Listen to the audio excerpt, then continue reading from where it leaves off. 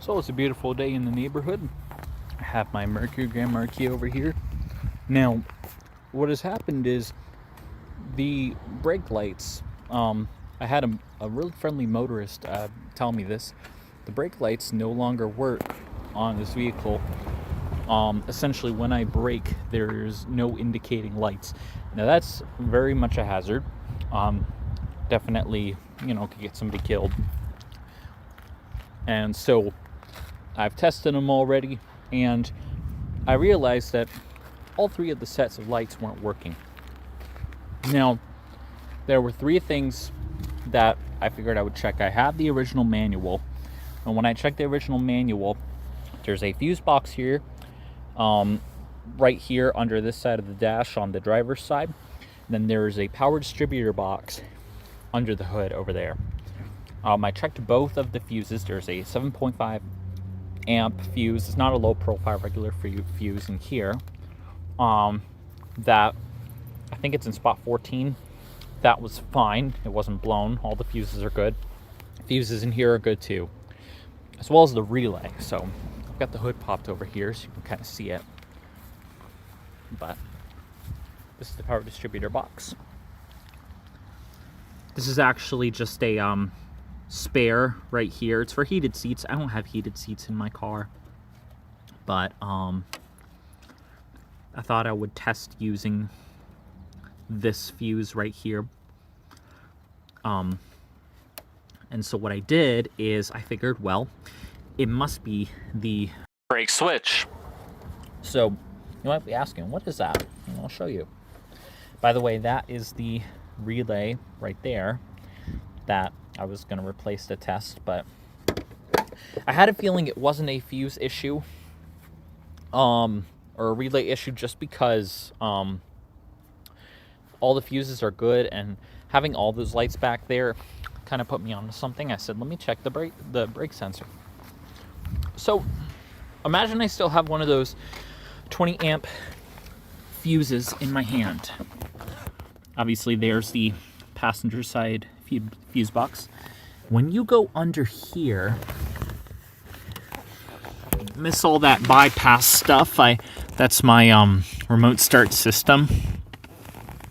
It's very hard to see. So get this, I got the lights on. Cool. Anyway, you're going to notice here is your brake pedal. Next to the brake pedal, there's this. Well, this right here is a little connector.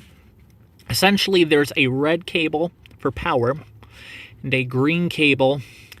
Basically, there's a signal sent to the system, hey, the brakes are being applied, put the lights on in the back. Well, that's not working, right?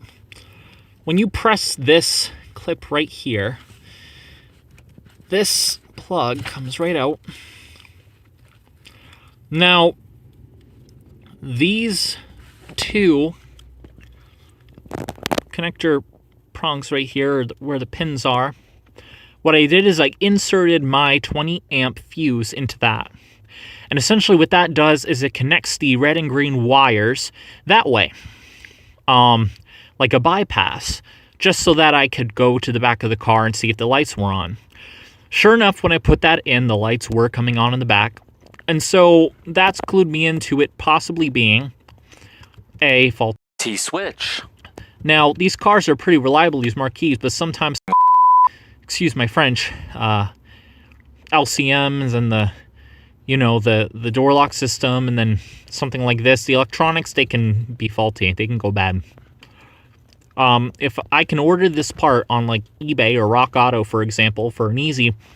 So finding the part was relatively easy. I ended up just finding it on eBay. You simply would just put in the VIN for your vehicle, and it'll narrow it down to this part, which definitely fits this car and a few other models like the Ford Ranger within that year. Yeah, so I ended up getting the part. Then I can show you the installation, a little bit of it at least. Alrighty, so I'm going to get in here and do the repair today. Got a towel here on the ground, so I can just kneel on that. What I would recommend is these power seats still work. That's one of the lovely parts about this car. It's in great shape. But this power seat rolls right back if you just press this button, I've got it all the way, but just, you know, have this pushed all the way back, gives you the most space to kind of work. You know, you've got more room here. And then we're going to get up in here. Now, actually, before that, I have the part over here. That's the replacement brake switch. And let me go ahead and turn on the lights here. Here we are. And so, now that I am underneath here, as you can see, this here is your brake pedal. And then that up there is the brake switch. And what's going to happen is kind of like you saw in the last video. I'll press in. Once that's out, now we'll focus on the clip on the left of the actual brake switch. So I'm going to try to explain this the best that I can. You see this up here? That right there is a small safety pin. There's usually some sort of a safety plastic clip on top of it, but mine didn't have it for some reason. So I ended up just popping that pin out. It slides right out if you pull it out with some pliers, which is what I did. Once that comes out, you should be able to slide the actual brake switch right off. You want to do it carefully because in between the two kind of like plastic like walls on the brake switch lies the actual shaft. And the shaft is what has the bushing inserted. If it pops out, just pop that back in. I can kind of show you, but essentially I like to take off the bushing, but I'll end up putting it back onto that shaft before I put the whole assembly back on. There. And so now what's going to happen is this is going to slide off. Now, here's the thing. Once that slides off, there's a bushing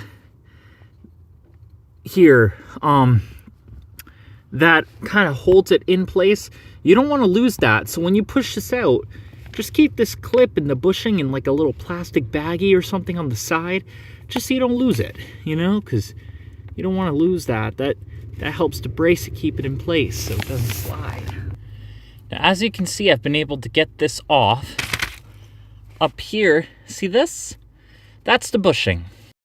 So to kind of give you a better idea of where everything's at, I figured I'd stop the video.